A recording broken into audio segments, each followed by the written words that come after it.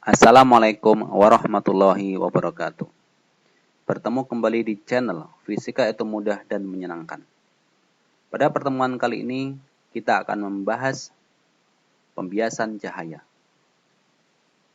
Untuk lebih mengetahui apa yang kita bahas pada pertemuan kali ini, mari kita lihat mind mapping berikut ini. Pada pertemuan kali ini, kita akan membahas apa itu pengertian pembiasan. Yang kedua adalah indeks bias dan hukum Snellius.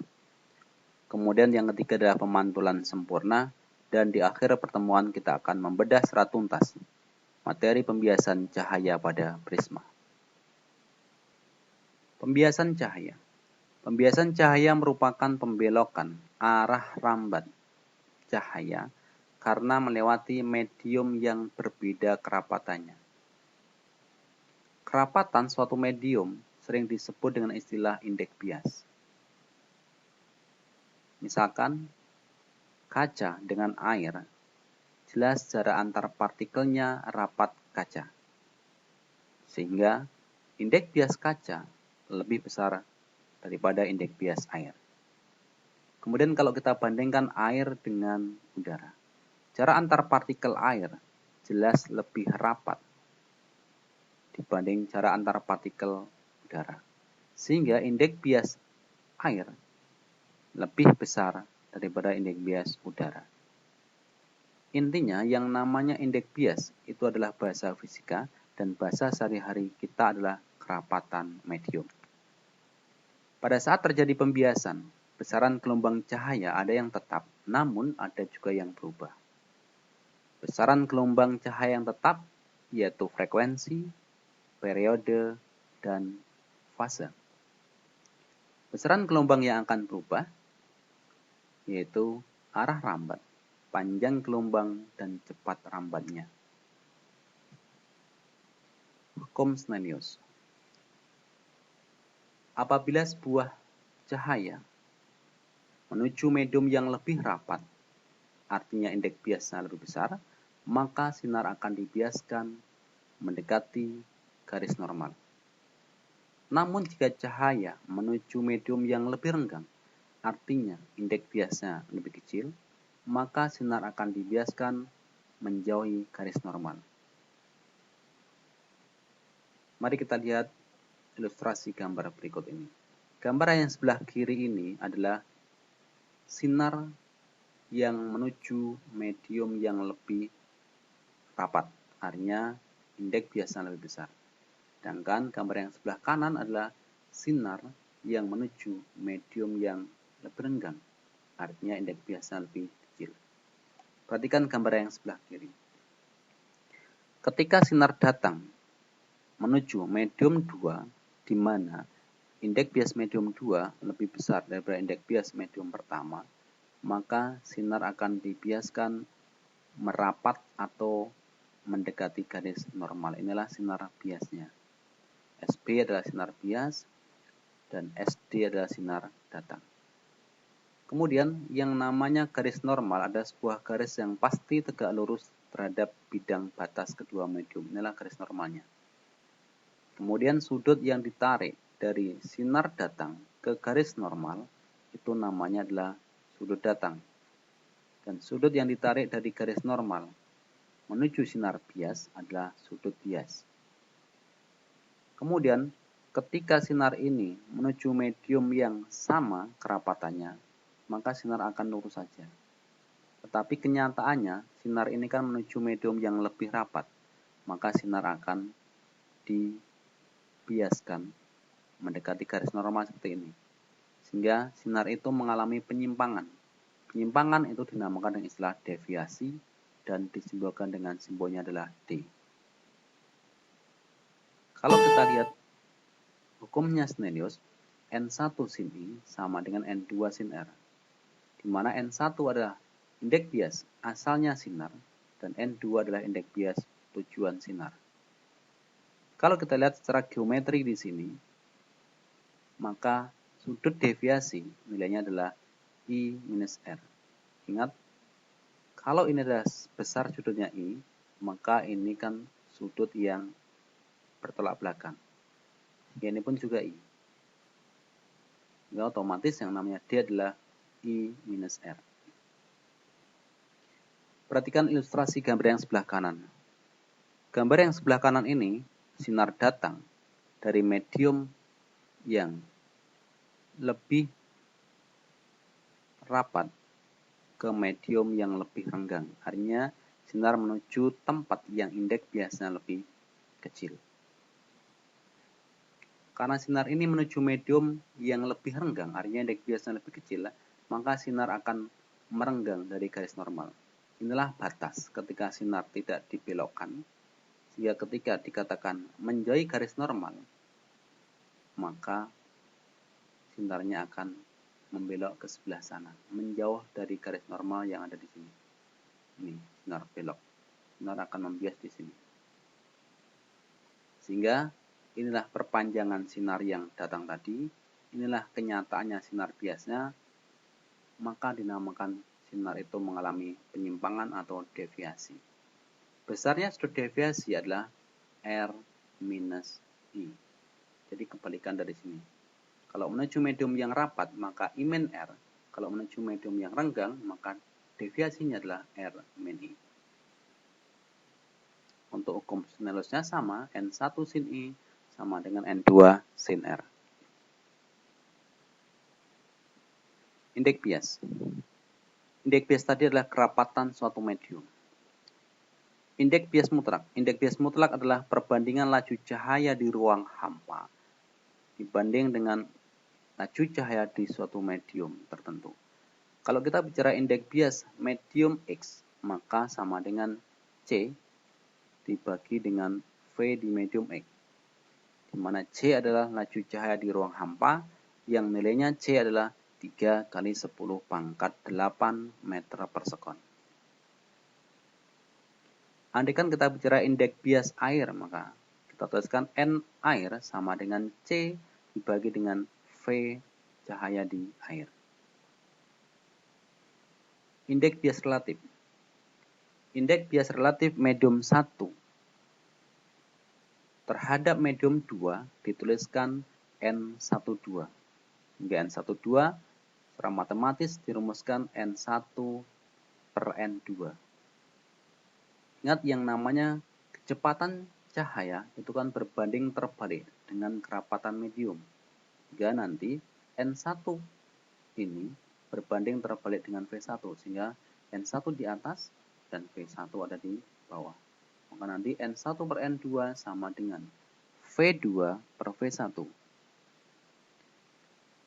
Cepat rambat sebuah gelombang adalah lambda kali frekuensi.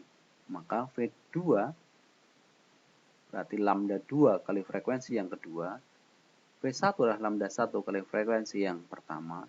Tapi ingat, ketika terjadi pembiasan cahaya, frekuensinya adalah bersifat konstan.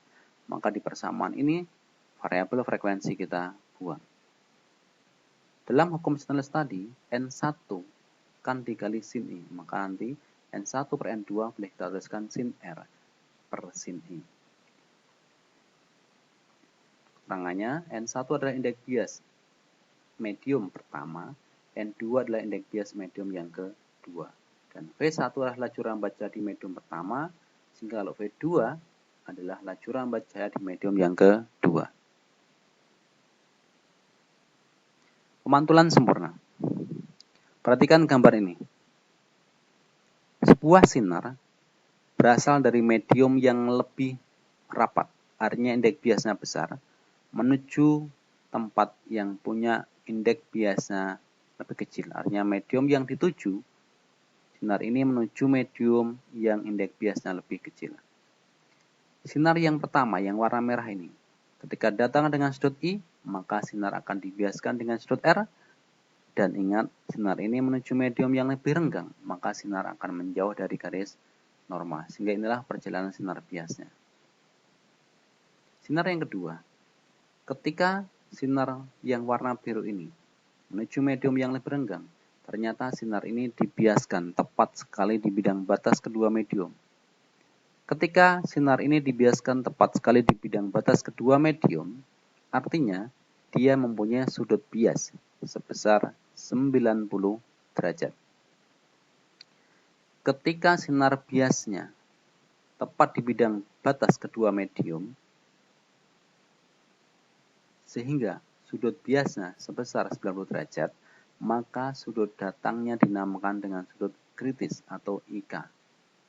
Jadi yang namanya IK adalah sebuah sudut datang yang menghasilkan sudut bias sebesar 90 derajat. Perhatikan sinar yang berwarna hitam.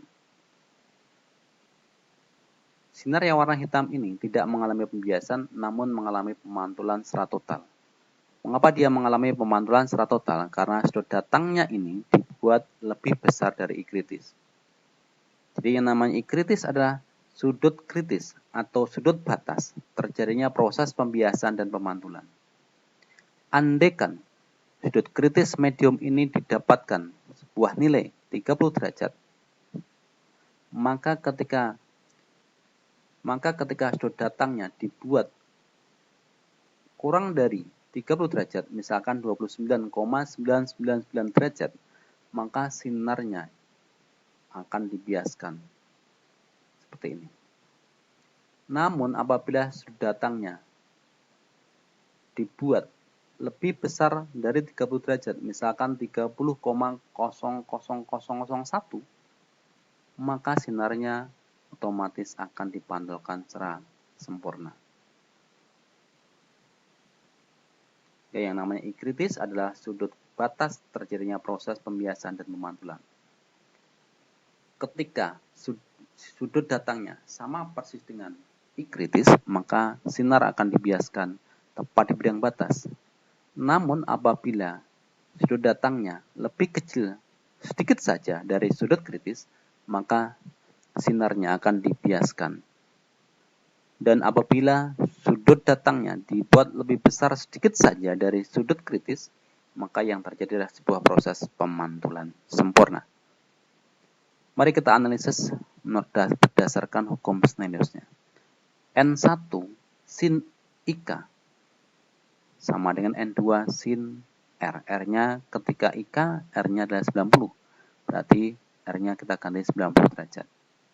N1 sin IK sama dengan N2. Ingat sin 90 adalah 1. Sehingga sin I kritis sama dengan N2 per N1. Atau boleh kita tuliskan N tujuan per indeks bias asalnya sinar. Inilah rumus matematis untuk menghitung nilai sin I kritis sebuah medium. Tadi IK adalah sudut kritis, artinya sudut datang yang menghasilkan sudut bias 90 derajat.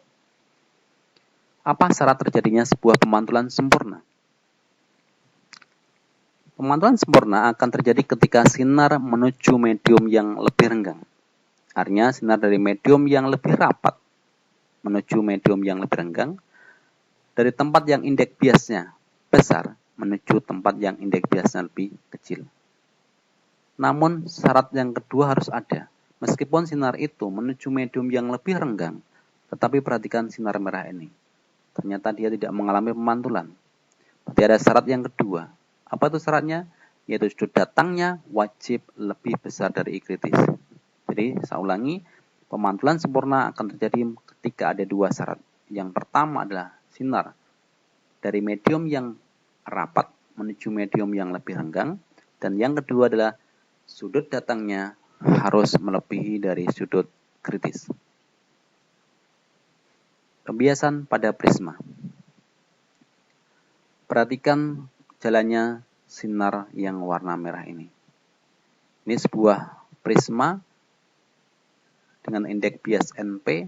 Kemudian kita letakkan sebuah medium yang indeks biasnya adalah NM. Beta ini adalah sudut puncak atau sudut pembias prisma. Ada sebuah sinar dari suatu medium menuju prisma, maka inilah sinar datangnya, ini sinar biasnya, dan sinar bias ini akan menjadi sinar datang untuk medium bidang batas yang kedua ini. Kemudian dibiaskan ke sana. Sudut antara garis normal ini dengan sinar datang yang pertama maka dinamakan I1. Sudut antara sinar bias dengan garis normal dinamakan R1, dan ini adalah sudut antara sinar datang yang kedua dengan garis normal, namanya adalah I2, dan ini adalah sudut antara sinar bias yang kedua dengan garis normal, maka dinamakan R2. Inilah sinar yang menuju prisma, dan kita perpanjang ke belakang, ternyata sinarnya ketika keluar dari prisma seperti ini. Artinya dia mengalami penyimpangan atau sering dinamakan dengan istilah deviasi. Mari kita lihat secara geometri. Beta ini kan ada di dalam prisma, maka nilainya beta adalah penjumlahan sudut yang ada dalam prisma, yaitu adalah R1 ditambah I2. Perhatikan sudut yang ada di luar prisma. Yang ada di luar adalah D, I1, dan R2. Maka D itu ada di luar, maka nilainya adalah penjumlahan sudut-sudut yang ada di luar, yaitu adalah I1 plus R2. Namun harus kita kurangi dengan beta. Sudut deviasi minimum. Ketika sudut datangnya I1 ini, ketika I1 sama dengan R2, jadi ketika sudut yang ada di luar prisma itu sama, ketika sudut yang ada di luar prisma itu sama, maka pasti akan diikuti sudut yang ada di dalam prisma itu sama. Jadi ketika I1 sama R2, pasti nanti R1 akan sama dengan I2 juga.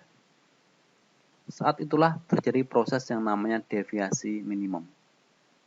Sehingga deviasi minimum sama dengan I1, ingat R2-nya tadi sama dengan I1, maka R2 diganti I1 dikurangi beta. Sehingga deviasi minimum atau DM sama dengan 2I1 dikurangi beta.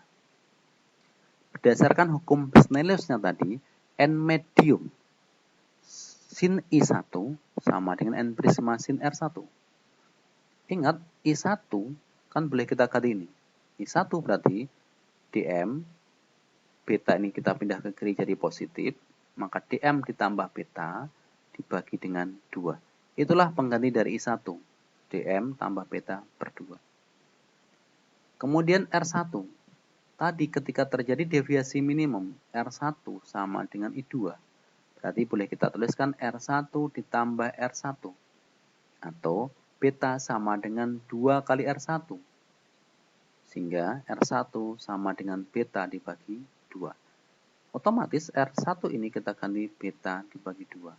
Sehingga rumusnya menjadi N medium sin DM plus beta per 2 sama dengan N prisma sin beta per 2.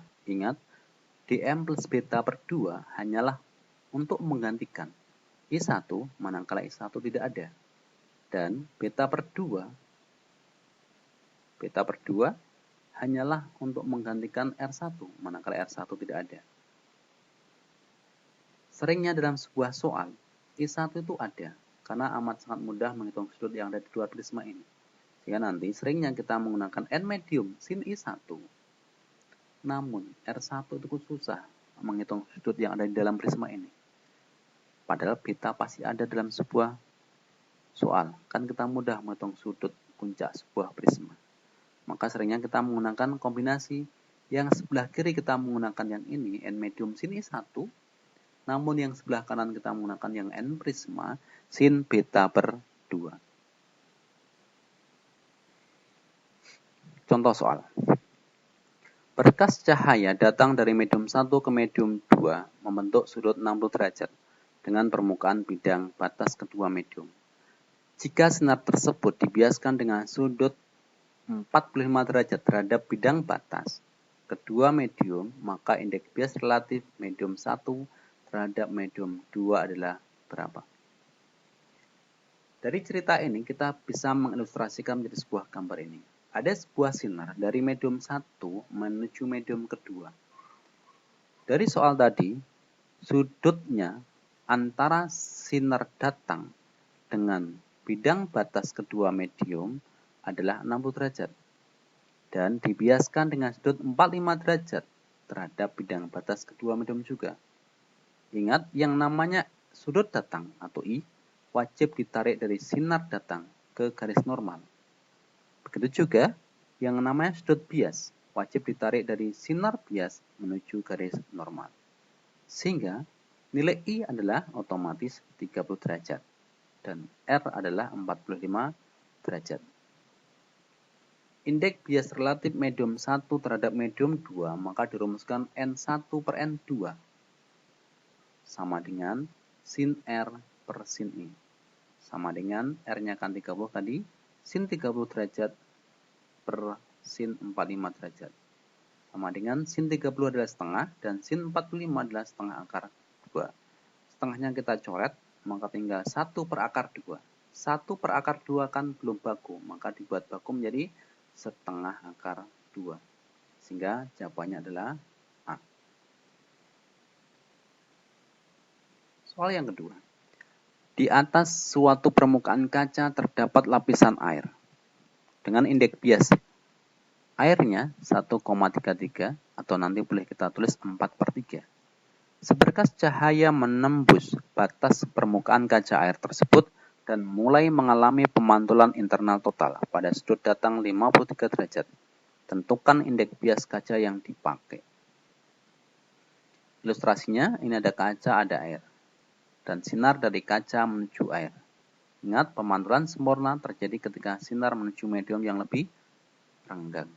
Sehingga sinarnya tentu dari kaca ke air. Sin I kritis tarikan sama dengan N tujuan per N asa. Artinya indeks bias tujuan sinar yaitu adalah air. Dan indeks bias asa sinar yaitu adalah indeks bias kaca, maka NK. Sin 53 derajat, ingat nilai IK ketika terjadi pemantulan total tadi adalah 53 derajat. Maka gantilah IK 53 derajat.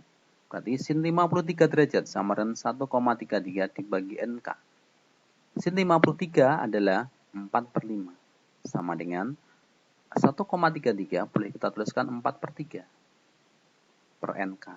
Sehingga angka 4-nya akan tercoret. Sehingga NK sama dengan 5/3 atau sama dengan 1,66. Sehingga jawabannya adalah C. Soal yang ketiga. Hubungan sudut datang I dengan sudut deviasi D pada sebuah prisma ditunjukkan seperti gambar.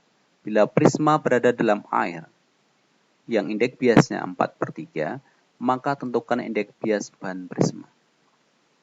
Perhatikan gambar berikut ini. Angka 37 derajat di sini merupakan sebuah nilai I1. Ketika I1-nya 37 derajat, ternyata deviasinya paling kecil, maka inilah namanya deviasi minimum. Sehingga dari gambar ini kita mendapatkan deviasi minimumnya sebesar 14 derajat dan terjadi ketika sudut datangnya I1 adalah 37 derajat. Kalau NR adalah 4/3, maka N prisma berapa? Mari kita selesaikan. Langkah yang pertama kita mencari sudut puncak atau sudut pembias prisma dulu. DM sama dengan 2I1 minus beta. DM-nya tadi adalah 14 derajat sama dengan 2, I1-nya adalah 37 derajat dikurangi beta. Maka kita dapatkan beta sama dengan 74, kita kurangi dengan 14 derajat, sehingga sama dengan 60 derajat. Langkah yang kedua, gunakan hukumnya Snellius. NA sin I1 sama dengan N prisma sin beta per 2. Ingat, betanya tadi adalah 60 derajat, sehingga beta dibagi 2 adalah 30 derajat. N air 4/3 sin I1-nya 37 derajat, sama dengan N prisma sin 30 derajat. Ingat, sin 37 adalah 3/5, sehingga angka 3 bisa kita coret. Sampai N prisma dan sin 30 derajat adalah setengah. Maka kita dapatkan N prisma adalah 8/5 atau sama dengan 1,6. Sekian, terima kasih. Semoga yang sedikit ini bermanfaat. Salam sukses untuk adik-adik semuanya. Wassalamualaikum warahmatullahi wabarakatuh.